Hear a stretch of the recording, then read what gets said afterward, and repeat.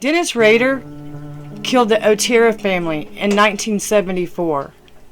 These were the beginnings of what he would span over a 30-year period of killing. He was convicted of 10.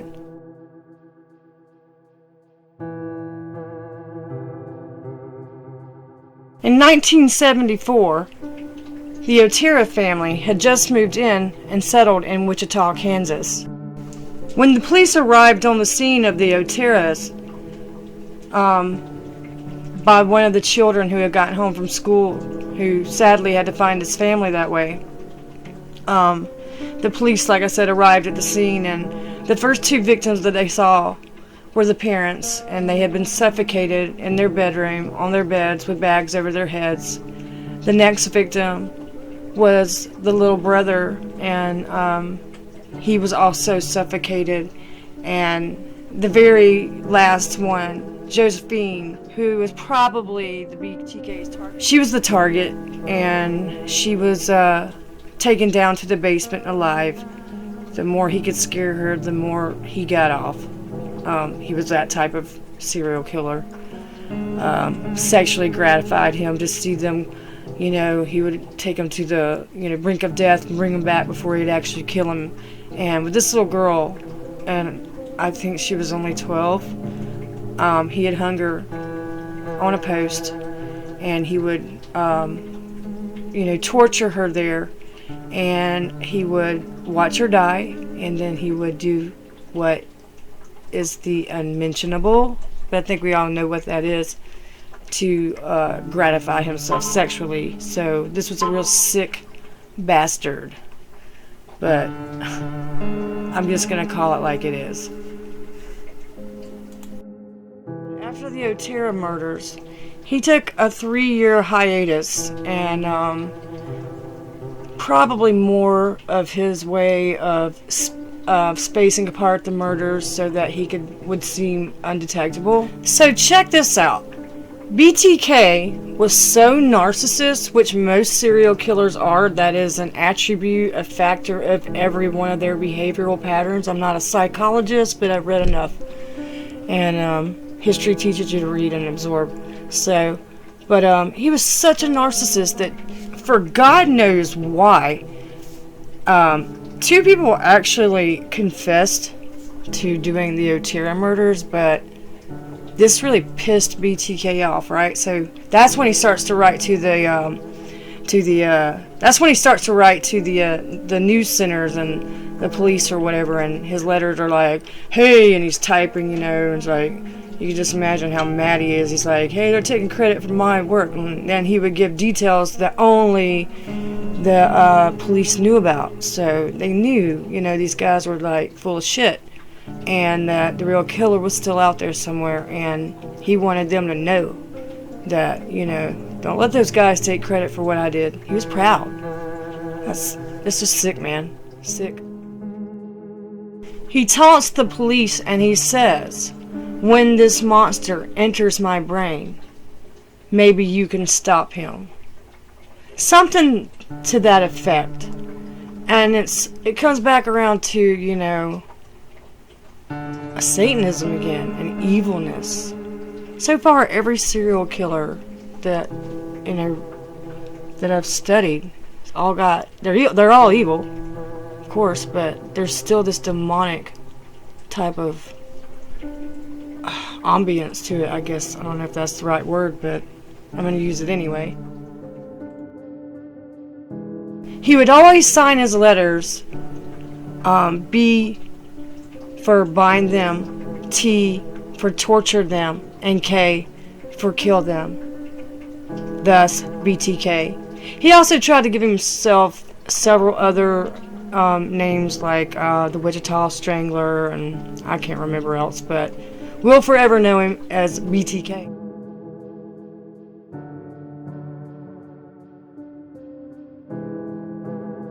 By now, BTK had even gotten a little smarter, got himself a little kit together with rope and duct tape, and he took a pistol with him so that he could put his victims into submission so he could do what he came there to do.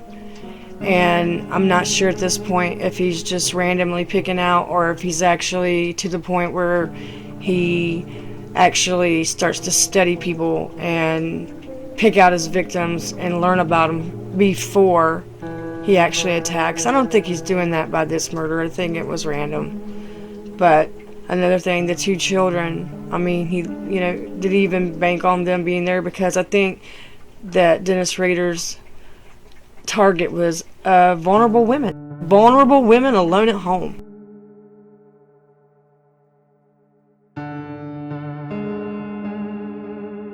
And like I said, BTK loved to taunt the police. He even made a call to them one time. That's how they realized at least he was a white man, possibly sounding like in his 40s, so they had that narrowed down a little bit. A guess, but a good guess. And he would send them typed letters and written letters, whatever. He would send them actual Barbie dolls. He would send bind, torture, kill type, with ropes around their necks tied to pipes, like the little girl that he killed in the Otera family. It was very sick. Very, very, very sick. A monster. And only a monster could do these things. I don't think it mattered what time of day he chose to kill. He would kill during the day. He would kill at night. I think like I said before, his targets were women. And if he saw them at home alone during the day, then he saw an opportunity. So, again, he wasn't this night stalking type of killer, like Richard Ramirez. He was still a serial killer, a lot like they all are, but they still all have different patterns and reasons, and they're all evil. I'm going to talk a little bit about Nancy Fox, because once Dennis has been arrested and he's in court, he mentions that was his most memorable, his proudest kill, which is just sick to me. He learned everything about this woman. He learned her hours at work, when she would be home, what her name was, what she drove, where she lived. He scouted her out for a while, and he waited. He broke into her home, and when she came home from work, he was waiting on her.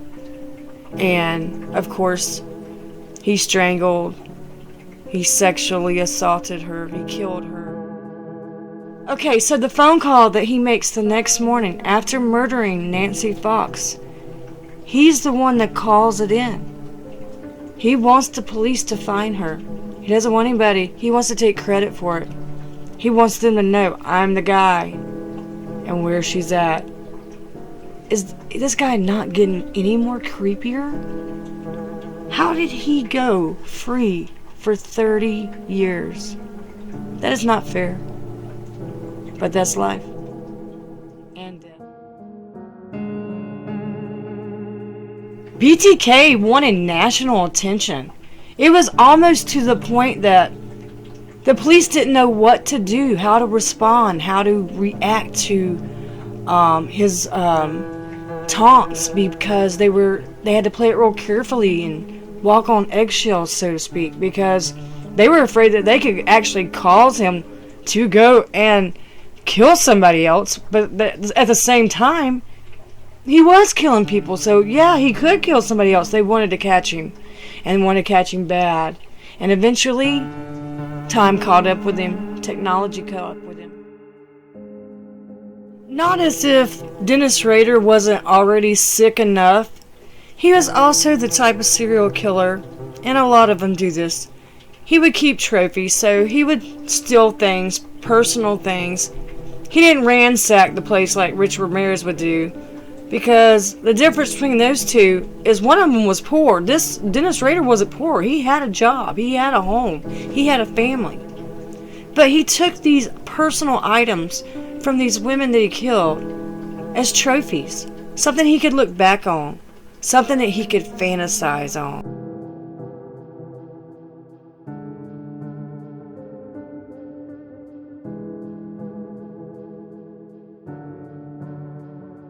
So right now, I'm looking at the Rader family. There's Dennis, his daughter, his son. It looks like they literally look like this cookie cutter family, right? These kids and that guy's wife were completely oblivious to what his second life was. He was a Jekyll and Hyde serial killer. He was able to live two lives and do them both successfully until he messed up. And his real life, his sociopathic life, the BTK life.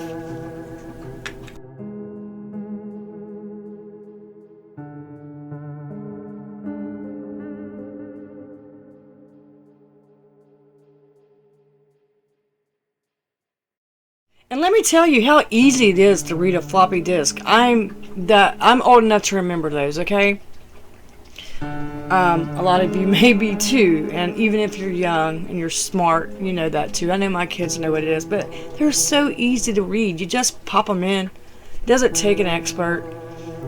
And you hit properties, and then it tells you, you know, it comes from a church, so of course, you know, they're going to have, you know, it's going to be automatically filled in from the computer programs on your computer. It's reading that information. So to be so smart, these serial killers, they can really be really dumb, and that's what gets them caught, being stupid. Thank God. So what happens with the disc is they trace it back to the church, and when they put the disc in, like I said, they found out that the president's name was Dennis. They then looked up the church website, looked up the members, looked up the people that had roles, I guess, that they would play there. I'm sorry if I said that wrong, but then it shows his name, Dennis Rader, and they've got him. They're pretty sure they've got him. All it takes is that DNA match.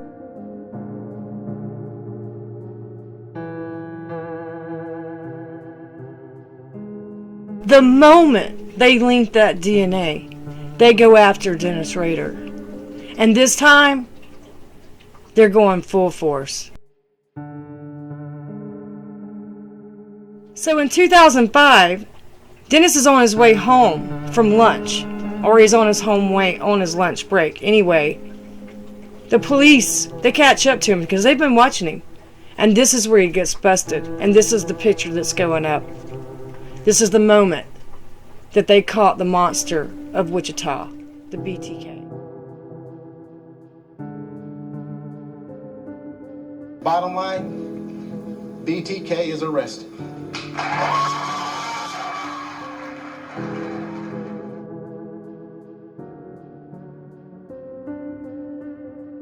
The revelations that he would make at his trial starting in June of 2005 was enough to send chills up anybody's back.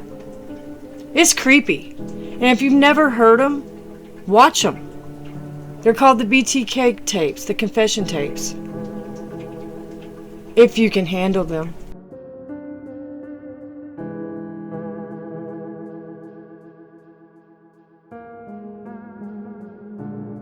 "30 hours of interrogation, 30 hours of hearing his murderous stories that took place over 30 years.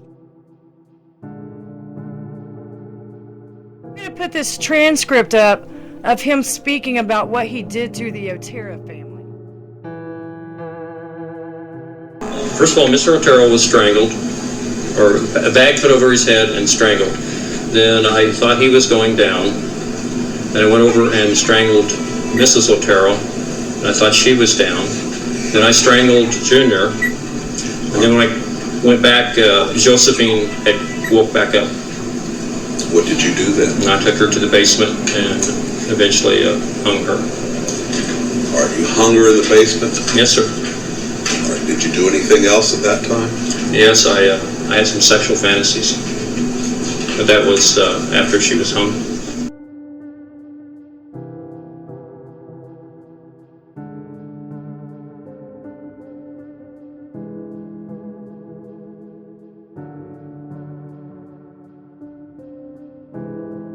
Again, I say chills up your spine because he has no emotion. It's just matter of fact speaking. He's a monster. No doubt.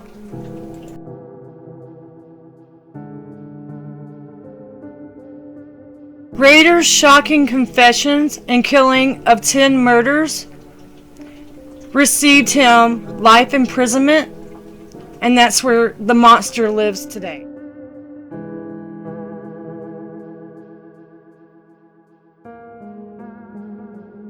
One of the weirdest things is after he was caught, they found out all those years that went by that he didn't kill, he was still fulfilling his own fantasies by stringing himself up, bagging his own head. He's weird, and I'm going to put a couple up, but they're just disturbing. And these are pictures of himself.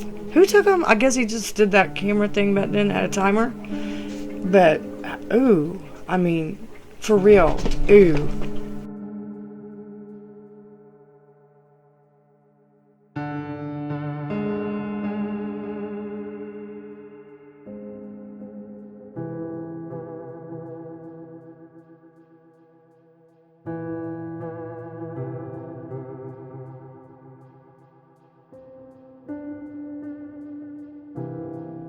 The reason Dennis Rader received a life sentence in Kansas is because it happened before the death penalty in Kansas was restored. Otherwise, he would have got the death penalty. But in my opinion, he's not out getting to do what he likes to do that gets him off. He's stuck in a prison for the rest of his life to rot. And I think that's better.